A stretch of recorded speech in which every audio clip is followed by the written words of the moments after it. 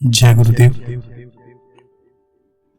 अनंत कोटि ब्रह्मांड नायक सदगुरुदेव के चरणों में कोटि कोटि वंदन, कोटि कोटि प्रणाम। सभी को हर हर महादेव, शंभो शंकर, शंभो शंकर। जय बाबा की जय भोलेनाथ। जैसा बीच में अभी 15-20 दिन समय नहीं मिल पाया, क्योंकि बैठे बैठे सब गर्मी का माहौल था, तो देखा महीना है जेठ आषाढ़ का, तो घर से जो पत्नी है और मैंने विचार किया गुरुदेव के पादुका को हम तीर्थ में स्नान कराएं और कुछ जगह इधर उधर घूमें लेकर। तो ऐसी भावना करके हम लोग चले। 14-15 दिन लग गए कहीं इधर उधर जाते हुए, तीर्थों में स्नान करते हुए, तो इसलिए समय नहीं मिल पाया। बाकी ये सद्भाग्य है कि गुरुदेव के स्नान कराने का हमें अवसर मिले, और हम जब भी समय हो जाते तो हैं ही, लेकिन आजकल माहौल ऐसा रहा नहीं। भीड़ भड़ाका इतना हो गया कि लोग धर्म के अनुसार या धर्म के हेतु तो कम जाते हैं।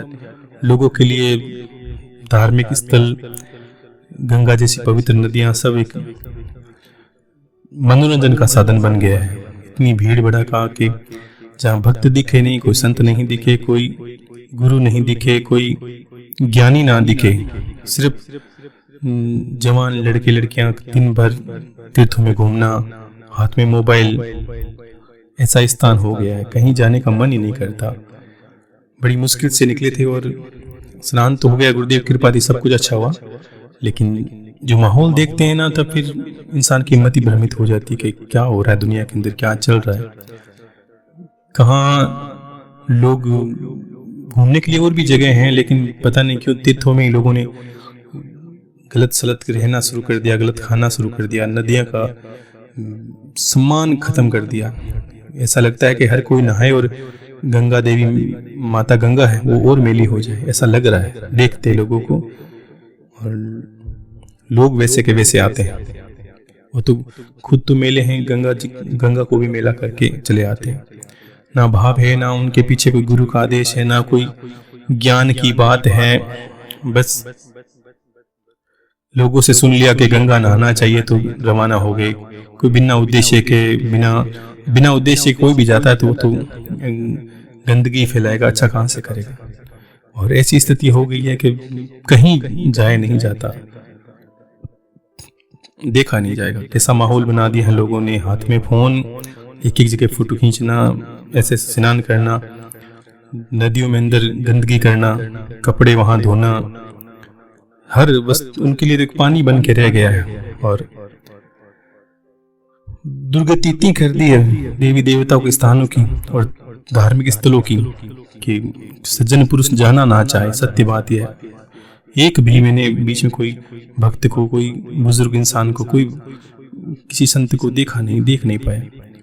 और जो वेश पहने हुए हैं, कोई ड्रग्स बेच रहा है, कोई भीख मांग रहा है, कोई कुछ कर रहा है, कोई ज्ञान से लेना देना नहीं, कोई गुरु नहीं, कोई भक्त नहीं, कोई ज्ञानी नहीं, और सिर्फ लड़के लड़कियां इकट्ठी हो रखी।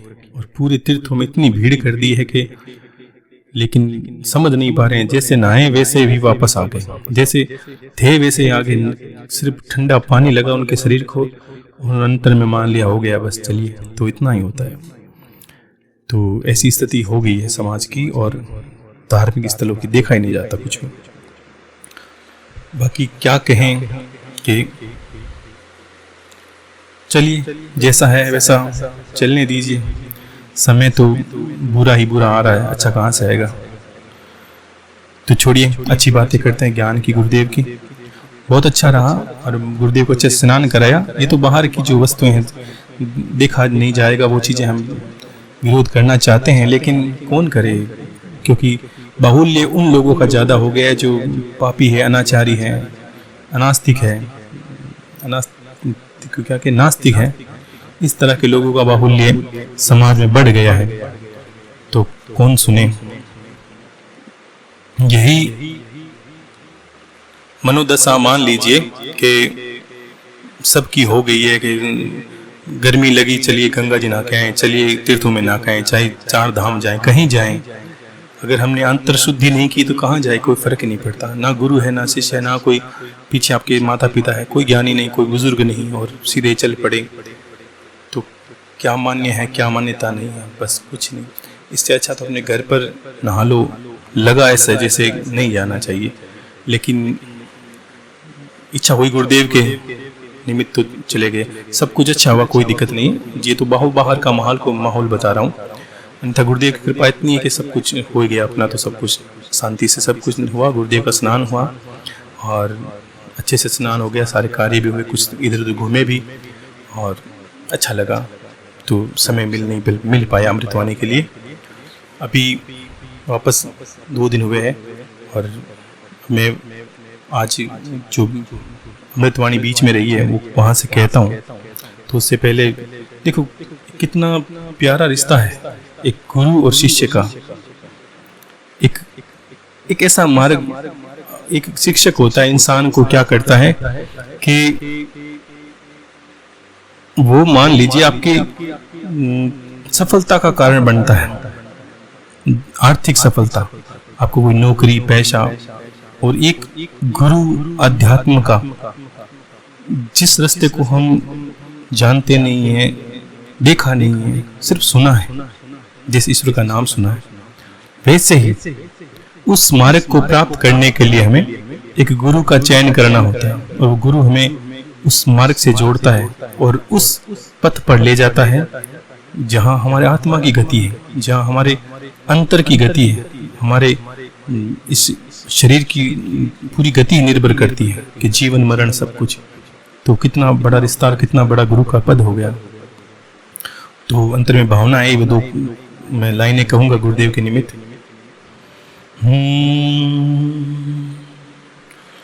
गुरुदेव दया करके मुझको अपना लेना, गुरुदेव दया करके मुझको अपना लेना। ओ मैं शरण पड़ा तेरी चरणों में जगा देना, ओ मैं शरण पड़ा तेरी चरणों में जगा देना। गुरुदेव दया करके मुझको अपना लेना, गुरुदेव दया करके मुझको अपना लेना। करुणानिधि नाम तेरा करुणा दिखलाओ तुम, करुणानिधि नाम तेरा करुणा दिखलाओ तुम। सोए हुए भागों को हे नाथ जगाओ तुम, सोए हुए भागों को हे नाथ जगाओ तुम। मेरी नाव भंवर डोले इसे पार लगा देना, ओ मेरी नाव भंवर डोले इसे पार लगा देना। गुरुदेव दया करके मुझको अपना लेना। पापी हूँ कपटी हूँ जैसा भी हूँ तेरा हूँ, पापी हूँ कपटी हूँ जैसा भी हूँ तेरा हूँ। हे नाथ बुलाना मुझे, हे नाथ बुलाना मुझे, तेरे चरणों का चेला हूँ, तेरे दर का भिखारी हूँ, मेरे दोष मिटा देना। तेरे दर का भिखारी हूँ, मेरे दोष मिटा देना।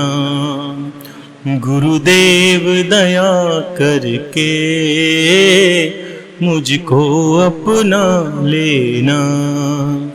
हो गुरुदेव दया करके मुझको अपना लेना। तो इतना मधुर ये भजन है, बेते गए। कोई इंसान अगर गाए तो प्रीत के अंदर बहता जाए, वैसे शब्द हैं इसके। तो आगे मान लीजिए, जहाँ बात करते हैं हरजी भाटी और बाबा रामदेव जी महाराज की आत्मज्ञान की बात हम कर रहे थे, तो बाबा रामदेव जी महाराज ने इतना हरजी तक को बता दिया कि हरजी निज धर्म, अपना धर्म, अपनी अंतर आत्मा का दर्शन करना और उसके दिग्दर्शन उस ज्योति स्वरूप आत्मा के करना ही निज धर्म है, और यही इंसान का मूल कर्तव्य है।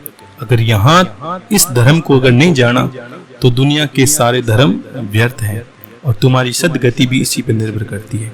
इंसान का मूल लक्ष्य ही निज धर्म की पालना, अपने मूल स्वरूप को जानना, अपने आत्म तत्व को जानना, यही उसका मूल स्वरूप है और निज धर्म है। तो इतनी बात हो गई, बाबा ने बता दिया किस तरह मन को निरोध करना है। मन के निरोध करने के सारे तुम्हें धीरे धीरे योग के द्वारा, ध्यान के द्वारा परमात्मा की प्राप्ति करनी। और परमात्मा यानी मुझ परमात्मा, यानी अपने खुद के अंदर जो आत्मा है उसका दिग्दर्शन करना। तो हरजी भाटी इतना सुनते हैं और फिर एक बात आती है, बाबा से कहते हैं कि हे बाबा, ये संसार है, इसमें सागर कहा इसको, संसार को सागर। तो बाबा इतना अपने पेचीदा बताया, कोई और थोड़ा आसान करे मेरे लिए, थोड़ा और समझाएं, और अच्छे से समझाने की कृपा करें बाबा जी, ताकि मुझे और अच्छे समझ में आए, ताकि मैं इस धर्म की पालना कर सकूं और यहाँ से निकल सकूं इस संसार की सागर से। तो हरजी भाटी कितना शब्दों में अच्छी बात कहते हैं के वो किया तर जावा मारा बाबा, के वो किया तर जावा, के वो किया तर जावा हमारा बाबा, के वो किया तर जावा।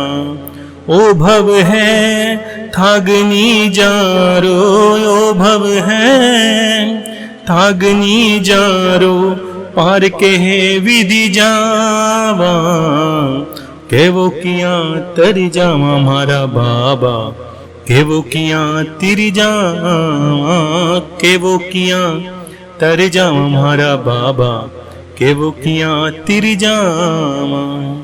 के कहो किया तर जावा हमारा बाबा, के वो किया तर जावा। वो भव है यानी सागर है, और थाग नहीं जा रो, इसका कोई अंत नहीं है, और किस विधि से पार करो महाराज। ये संसार को सागर का संतों ने, हम भी मानते हैं। यहाँ जल दिखता नहीं है, पानी कहीं दिखा कि नहीं दिखा, लेकिन संसार कोई सागर का, यानी हम सागर के अंदर रहने वाले। और संत महात्मा ने इसको पार करने को कहा है, और इसमें दुर्गति होने में, इसको डूबने में कहा कि संसार सागर में डूब गए इंसान। तो आगे कहते हैं बड़ो मंड्यो है महल मायारो, किले ने किन विधि ढावा, बड़ो मंड्यो है महल मायारो, किले ने किन विधि ढावा। ममता पानी बहजू लहरा, ममता पानी बहसू लहरा, देख बड़ा डर जावा, के वो किया तिर जावा हमारा बाबा, के वो किया तर जावा। ओ भव है थागनी जारो, ओ भव है थागनी जारो, पार किणे विधि जावा, के वो किया तिर जावा हमारा बाबा, के वो किया तिर जावा। के बड़ो मंड्यो है महल मायारो, और किले ने किण विधि ढावा। हे गुरुदेव, हे बाबा, ये माया का महल है। यहाँ रिश्ते नाते, पुत्र परिवार, कितने रिश्ते नाते बनाकर अंतर अंतर में हर इंसान एक महल बना लिया अपने कल्पना का, और उसके अंदर वो रह रहा है। अब वो ममता पानी बहे लहरा सु, और ममता है उसके अंदर, कोई रिश्तेदार, कोई प्रेम प्रीत इस तरह लगी है कि लहरा से पानी उठता है। और वो लहरें क्या है? सुख दुख की लहरें परिवार के साथ बहता है, दुख सहन करता है, कभी सुख सहन करता है। ये लहरें देख देख के डर लगने लगा है प्रभु, कि पहले तो मैंने महल बनाया, फिर रिश्ते नाते बन के सब रिश्तेदारों के सुख दुख ही मेरे सुख दुख बन गए। और लहरा ऐसे उठ रही है समंदर के पानी की भांति, कभी उठती है, कभी गिरती है, कभी उठती है, कभी गिरती है। वैसा ही मेरा स्वभाव, मेरा जीवन हो गया है प्रभु, और देख के डर लगता है। ममता पानी बह सु लहरा, देख बड़ा डर जावा, बाबू जी कहो किया तर जावा। तो आगे कहते हैं, जाल बिछो है आदि काल सु, के वो किया निकसावा। जाल बिछो है आदि काल सु, के वो किया निकसावा। सबला मार्ग सूझत नाही, सबला मार्ग सूझत नाही। किणपंथ जान सिधावा, के वो किया तिर जावा मारा बाबा। के वो किया तिर जावा, के वो किया तिर जावा मारा बाबा। के वो किया तिर जावा। के महाराज आपने तो मार्ग बता दिया है, और मन में ऐसी दुविधा, ऐसा ये मार्ग कठिन लगने लगा है कि कैसे पार करूंगा, पता नहीं कैसे इस संसार रूपी जागल है। तो कहा कि जाल बिछो है आदि काल सु, यानी आदि काल का मतलब समझे कि बहुत जन्म हमारे हो चुके हैं, और हर जन्म में हम कहीं न कहीं तो जन्मे हैं, कहीं न कहीं परिवार बना है, कोई रिश्ते बने, एक को छोड़ा दूसरे परिवार में जन्म लिया, दूसरे से छोड़ा तीसरा। ये तो अनंत काल से चला आ रहा है। कभी जानवर बने, कभी जीव बने, कभी जंतु बने, कभी मनुष्य बने, ये आदिकाल से चला आ रहा है। लेकिन इस फंद में ऐसे फंस गए हैं, इसको कहते हैं कि भवसागर में डूबना, 84 के चक्कर में, कि जाल बिछो है आदिकाल सु, के वो किया निकसावा। अभी परिवार इसको पालते पालते चले गए, आगे का परिवार तैयार है, चाहे जीव हो चाहे जंतु हो, सबका एक अपना अपना परिवार है, अपना अपना संगम है। वो उनके देखा गया, जीव जंतु भी अपने बच्चों को पालते पोलते हैं। किस तरह ये जाल बिछा हुआ है संसार में माया का। आज हम अपना काम कर रहे हैं, अगले जन्म में अपना काम करते थे, ऐसे कर करके ये जाल आदिकाल से बिछा हुआ है। और क्यों किया निकसावा, महाराज कैसे निकलूं इस जाल से। और सबला मार्ग सूझत नाही, सबला यानी कठिन, कठिन यानी कोई पक्का मार्ग, कोई सुदृढ़ मार्ग मिले जो मुझे निकाल सके। कोई कठोर मार्ग, कोई तकड़ा मार्ग, कोई पक्का मार्ग, ऐसा कैसे मार्ग मिले। सबला मार्ग सूझत नहीं, ऐसा तो मार्ग कोई मुझे दिखता नहीं है जिससे मैं इस निकल सकूं। और किन पंथ जान सीधा हूं, और दूसरे कौन से मार्ग पर जाऊं महाराज, मुझे बताओ। अच्छा मार्ग दिखता नहीं है, बाकी जो चल रहा हूं वो सही लग नहीं रहा है। और क्यों किया तिर जावा महारा बाबा, क्यों किया तिर जावा। तो बाबा रामदेव जी महाराज से हरजी भाटी कहते हैं, पूरवली सैन सुआप मिल्या हो, छोड़ कठे नहीं जावा। पूरवली सैन सुआप मिल्या हो, छोड़ कठे नहीं जावा। हरि शरणे भाटी हर जी बोल्या, हरि शरणे भाटी हर जी बोले। ओ किन दर्शन पावा, के वो किया तिर जावा मारा बाबा। के वो किया तिर जावा, के वो किया तिर जावा मारा बाबा। के वो किया तिर जावा। ओ भव है थागनी जारो, ओ भव है थागनी जारो। पार किण विधि जावा, के वो किया तिर जावा मारा बाबा। के वो किया तिर जावा। के पूरवली सेण सु आप मिल्या हो महाराज, आपकी जन्म जन्म की भक्ति से, आपकी सेवा चाकरी से आप प्रसन्न हुए हो और मिले हो। अब छोड़ कहीं नहीं जाऊं महाराज, अब आप तो कोई ये मुझे मार्ग है, इस मार्ग से मुझे पार लगा दो प्रभु। मेरा जिसमें मैं अंतरात्मा का दिग्दर्शन कर सकूं, अपने निज धर्म को जान सकूं, अपने निज स्वरूप को जान सकूं महाराज। अब मैं आपके शरण में हूँ और कहाँ दर्शन पाऊं, किसके दर्शन करने जाऊं, किसको देखूं। बस मेरा तो सब कुछ आप ही हो गुरुदेव, आप ही मुझे मार्ग बताएं और मैं उस पर चलने को तैयार हूँ।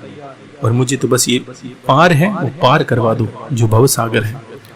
कितनी दिल से, कितनी मन से, परमात्मा से, अंतरात्मा से बाबा को गुरु धारण करते हुए हर जी ने बड़ी विनम्रता से अपनी बात रखी है। तो बाबा कहते हैं कि हर जी ये मार्ग है सत्य का मार्ग, अपना निज धर्म का मार्ग जो मैंने तुझे बताया है, और तूने कहा कि पार कैसे करूं। तो आगे बाबा कहते हैं कि मान लीजिए हर जी कि गुरु नहीं धारण किया और गुरु के कहे पर नहीं चले। ये मार्ग का मूल उद्देश्य है कि जिस किसी पथ पर आपको चलना है उस पथ का पथिक कोई सहायक आपके साथ होना चाहिए जो उस मार्ग पे चल रहा है पहले से। अगर आप उसके साथ हो गए तो वो आपको भी पार कर देगा। ये मूल उद्देश्य है। तो आपका पथ का पथिक हुआ गुरु। तो गुरु की कितनी बड़ी महिमा है। तो बाबा कहते हैं कि हरे जी नीर नजर नहीं आवे जी, हरे जी नीर नजर नहीं आवे जी। ओ संसार अथग जल भरियो, यो संसार अथग जल भरियो, नीर नजर नहीं आवे हरि जी, नीर नजर नहीं आवे जी। कि हर जी वो संसार अथक जल भरियो है और नीर नजर नहीं, इसमें पथ दिखेगा नहीं तुम्हें। जिस संसार में तुम हो, जिस परिवार में तुम हो, जिस समाज के अंदर तुम हो, जिस दुनिया में तुम हो, वहाँ चारों तरफ जल है, लेकिन ये जल तुम्हें दिखता नहीं है। लेकिन इतना सुना है कि भव सागर से पार भी होना पड़ता है और अपने कर्मों के अनुसार इसमें डूबना भी पड़ता है। यानी इतना निर्णय मान लीजिए कि इसमें एक जल है जो दिखेगा नहीं, लेकिन इतना जरूर माना जाता है कि इसमें डूबते हैं और इसमें पार भी लगते हैं। तो ये संसार अथक जल भरियो और नीर नजर नहीं आवे हर जी, नीर नजर नहीं आवे। कहते हैं बाबा सत्य की नाव गुरु रे खेवटिया, बैठे पार हो जावे रे हर जी, बैठे पार हो जावे रे। डूब्या जकानर कर मारा हीणा, डूब्या जकानर कर मारा हीणा, बिन विश्वास दुख पावे हरि जी, नीर नजर नहीं आवे जी हरि जी, नीर नजर नहीं आवे जी। के सत्य की नाव गुरु रे खेवटिया, बैठे तो पार हो जावे और डूबिया जकानर कर मारा हीना, बिन विश्वास दुख पावे हर जी, नीर नजर नहीं आवे। के गुरु रूपी सत्य है, गुरु सत्य की नाव, सत्य यानी मार्ग, सत्य की नाव गुरु रे खेवटिया, गुरु के अनुसार बताया हुआ मार्ग अब तुम्हारी नाव बने और उस पर बैठते ही तुम पार हो जाओ। डूबिया जका नर कर मारा हीना, यानी जो नर इस संसार में डूबता है, पहले तो उसने गुरु नहीं किया, दूसरा गुरु के कहे अनुसार कार्य नहीं किया, गुरु ने बताया उसका पालन नहीं किया और निज धर्म को नहीं जाना। डूबिया जका नर कर मारा हीना, तो वो कर्म के हीणे हैं और बिना विश्वास दुख पावे हर जी। वो लोग इस संसार में डूब जाते हैं और सुख दुख के लहरें सहन करते रहते हैं, जन्मते रहते हैं, मरते रहते हैं। उन्हीं से ये संसार भरा है जो तुम्हारे चारों तरफ है, अथाग जल भरा हुआ है। तो बाबा कहते हैं 5 3 एकण घर लावो, धीरज री ध्वजा लगावे रे। 5 3 ने एकण घर लावो, धीरज री ध्वजा लगावे रे। नेम धर्म दो ये मला दो आछा, नेम धर्म रा मला दो ये आछा, समद में नाव हलावे हरि जी, नीर नजर नहीं आवे जी हरि जी, नीर नजर नहीं आवे जी। के 5 3 एकण घर लावो और धीरज री ध्वजा लगावे रे।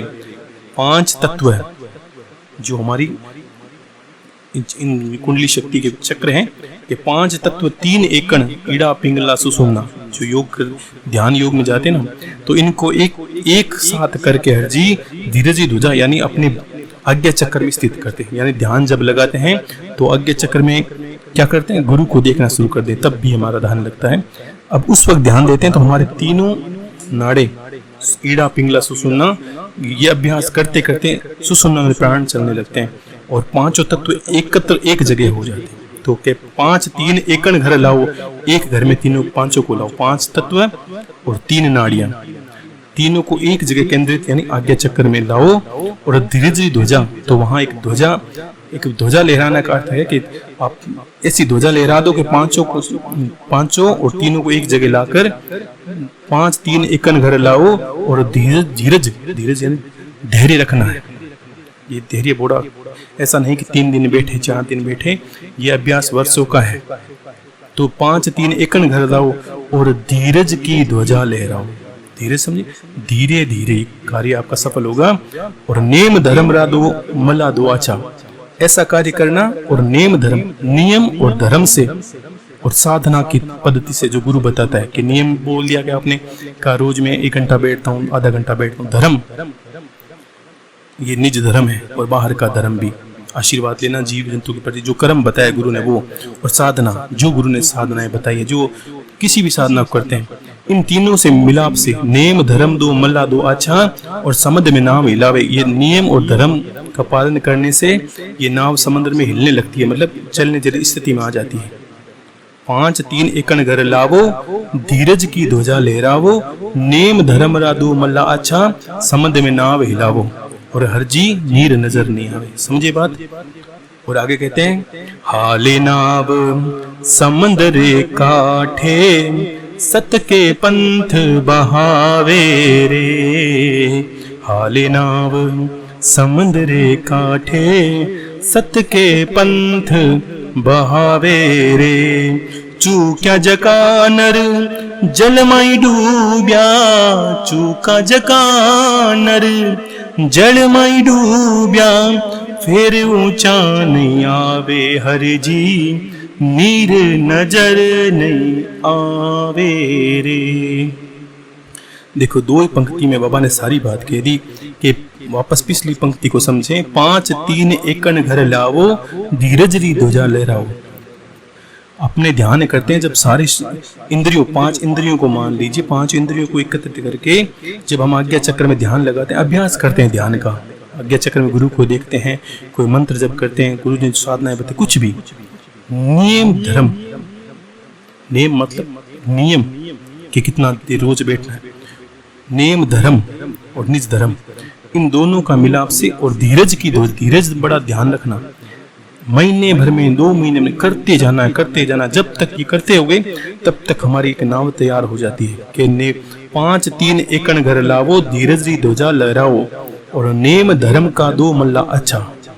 ये नियम और धर्म के 2 मल्ला हैं, 2 मल्ल हैं जो नाव को आगे धकेलेंगे। समझे बात को। नाव चलाने के 2 नाविक चाहिए ना, तो वो मल्ले हैं नेम और धर्म, और समुद्र में नाव हिलावे, वे दोनों आगे को नाव को चलाएंगे। तो आगे कहा हाले नाव समुद्र काटे, समुद्र में बीच में समर्थ रास्ता अपना बन जाएगा, एक कठिन रास्ता बनेगा जो आपको पार करेगा। हाले नाव समुद्र काटे, सत्य के पंथ बहावे रे। सत्य यानी निज धर्म यानी आत्मा का जो दिग्दर्शन करने के लिए नाव तैयार हो जाती है। और ये नाव जाती कहाँ है? जहाँ आत्मा का स्थान है, जहाँ परमात्मा का स्थान है, जहाँ खुद का वास्तविक स्वरूप दिखता है, वहां ये नाव जाती है, उसी रास्ते जाती है। और कहते हैं चूक्या जका नर जल माही डूबिया, यानी किसी ने ये पालन किया, कुछ दिन किया बंद कर दिया, कुछ दिन गुरु के कहे को पालन किया छोड़ दिया, तो चूक्या जका नर जल माही डूबिया यानी 84 के चक्कर में डूब गए और फिर ऊंचा नहीं आवे हरजी, नीर नजर नहीं आवे। समझे बात? जग से तारे पारे उतारे परले पार, के जग से तारे उतारे परले पार, वे नर संत कहावे रे। जग से तारे उतारे परले पार, वे नर संत कहावे रे।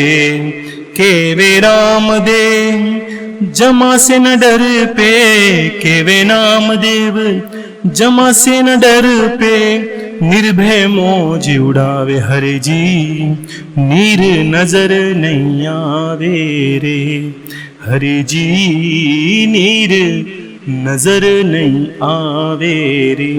के जग से तारे उतारे परले पार, ऐसी विधि अगर कोई गुरु शिष्य को बताता है जो इस 3 पंक्तियों की है कि किस तरह योग से, गुरु के ध्यान से और चित्त एकाग्र करके इस पथ पर चलना, निज धर्म सतरूप में सतगुरु के कहे अनुसार ऐसे पंथ पे चलने वाला जग से तारे उतारे परले पार, ये मार्ग बताने वाले संत कहावे।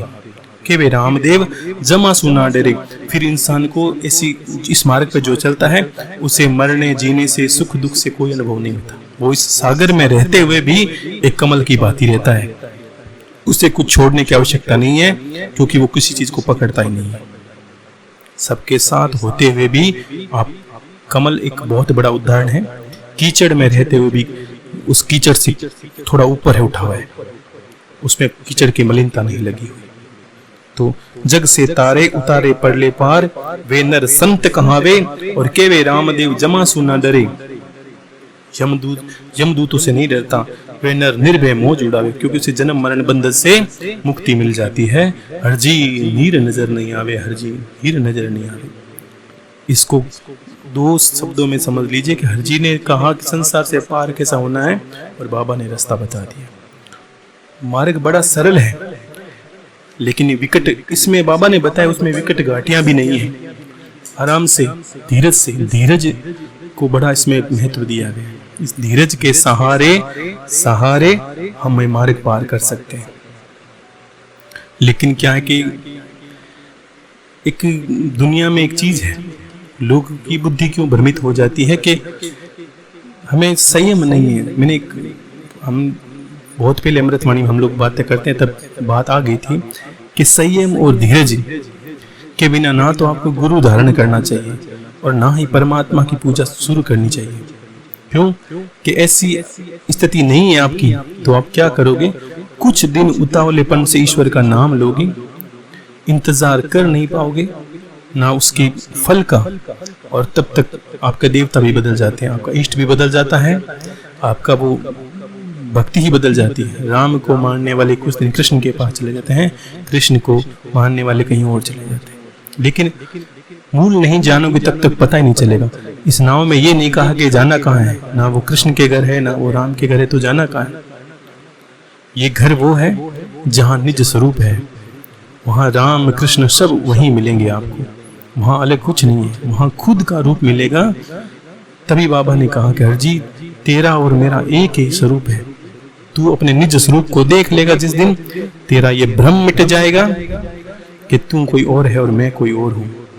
तू बस जन्मों जन्मों से भूला हुआ है अपने निज स्वरूप को, अपने उस जो साक्षात्कार है, अपना जो आत्मा का दिग्दर्शन है, मूल स्वरूप को भूल गया है, और तूने दुनिया की ओढ़नी ओढ़ के अपने को वैसा ही मान लिया है। सब में ईश्वर का वास है। तो कितनी पवित्रता से बाबा ने इतना हरजी को समझा दिया। लेकिन पवित्र ज्ञान मिलता नहीं है। सत्य बताऊं तो कहीं जाते हैं तो कोई कुछ बताता है, कोई लोगों की इतने ज्ञान के विषय लोगों के इतने अलग हैं।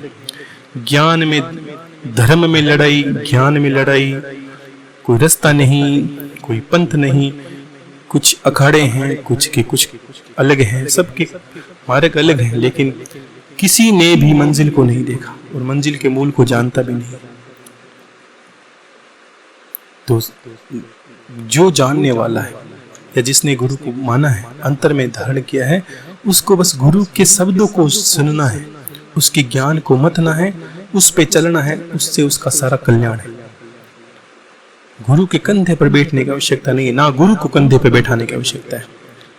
गुरु ने इशारा किया, उस मार्ग पे चलना है और चलते चलते आप उस मंजिल पे पहुंच जाओगे। ये दुनिया में कोई संशय है नहीं, सारा ज्ञान, सारे देवी देवता, जितना भी मूल ज्ञान है, महादेव से लेकर बाबा से लेकर चाहे देवी, किसी भी पुराण उठा लो, जो मूल ज्ञान है उसमें यही कहा है कि गुरु के कहे अनुसार चलने से मुक्ति और मोक्ष का निश्चित कारण हो जाता है। लेकिन आप गुरु से क्या चाहते हो वो आप पर निर्भर करता है। अपने गुरु से ऐसा ज्ञान मांगा है कि नहीं मांगा, ऐसे ज्ञान की कामना की है कि नहीं की, गुरु ने आपको ऐसा दिया है कि नहीं दिया, वो आप पर और गुरु पर निर्भर करता है। इसमें ये बात शुरू हुई तब भी बाबा ने कहा था, जी मैं तेरे जन्म जन्म की भक्ति से प्रसन्न हूं, इसलिए मैं तुझे ऐसा ज्ञान दे रहा हूं। ऐसा नहीं कहा कि हाँ जी ये ज्ञान ले ले, नहीं, जन्म जन्म की भक्ति। अभी आप भक्ति कर रहे हो, करोगे तो परमात्मा कोई ना कोई निमित्त आपके इतने 2 वर्षों से कुछ किया है तो आज मैं बोल रहा हूँ। नहीं करते तो आप अपना काम करते, मैं अपना काम करता, किसी से क्या वास्ता है। बस ये तो प्रेम का रिश्ता है। अपने गुरु से प्रेम किया, मेरी बातों को माना, तो मुझे कहने के लिए स्वतः विवश होना पड़ा, क्योंकि आगे कर ले तो आगे के इंसान कहे तो मैंने कुछ कहा, आपने किया, तो मुझे कुछ आगे भी कहना पड़ेगा। तो करते रहे और करते रहे। निज ये देखो समझ में आए नहीं आए, लेकिन मैं पूरी कोशिश करता हूँ कि आपको अच्छे से विस्तार से समझाऊं। इसी बात को मैं और अच्छे विस्तार से कहूँगा, धीरे धीरे आप समझे, लेकिन कभी कभी 2 बार सुन ले, ध्यान से सुन ले, ठीक है। तो इतना मुझे कुछ समझ में, ये कभी कभी किसी को लगता है कि गुरुदेव आवाज साफ नहीं आई है, कुछ साफ नहीं है। देखो ये मैं जैसा है वैसा कर देता हूँ, ज़्यादा मुझे इतना कुछ ये पता नहीं है कि किस तरह आवाज़ आपको भेजनी है। मैं तो बस एक स्पीकर लगा उस पर बोलता हूँ, जो आवाज़ आती है आप उसको सुने, थोड़ा गौर से सुन ले, समझ में आ जाएगी। अच्छी बात है, कभी 1 से 2 बार सुनना पड़े तो मैं तो अच्छा ही मानता हूँ कि हाँ अच्छा सुनिए, अच्छा। और हर दिन कोई ना कोई बात कही हुई जीवन में उतारे, कोई भजन उतारे, कभी ज्ञान की बात उतारे, तो जीवन ऐसे निखरेगा। और कि हर दिन एक चीज़ सीखोगे तो भी कुछ ही दिनों में, कुछ ही वर्षों में सब कुछ सीख ही जाओगे, ठीक है। तो सभी को आशीर्वाद है और खुश रहिए। हर हर महादेव। और आषाढ़ के नवरात्रे हैं तो जिनको करना है वो करें। और विधियाँ सबको बताई हुई, 2 वर्ष हो गए, जैसी कोई विधि आपसे अनभिज्ञ है नहीं, सब चीज़ आप जानते हो। और जो नहीं जान रहे मैं वो बताने की कोशिश कर रहा हूँ। तो फिर अपनी ज्ञान का परिचय भी दें धीरे धीरे, अपनी जानते हैं वो कार्य करें, निकलें। अब दुविधाओं में फंसे हैं तो निकले, कहीं द्वंद्व में फंसे हैं तो निकले, कहीं मानसिक अज्ञान में फंसे हैं तो भी निकले। हर चीज़ से निकलने की कोशिश करिए। दुख सुख गया नहीं है, हम ऊपर उठ गए हैं ज्ञान से, तो हमें दोनों समदृष्टा लगते हैं ना। हम दुख से प्रभावित होते हैं ना सुख से प्रभावित होते हैं। हमारे लिए बस एक उतार चढ़ाव सा है, कुछ नहीं है, कभी धूप कभी छाँव, बस सीधी सी बात है, ठीक है। तो खुश रहिए। हर हर महादेव, शंभो शंकर। महादेव सबका कल्याण करे। खुश रहिए।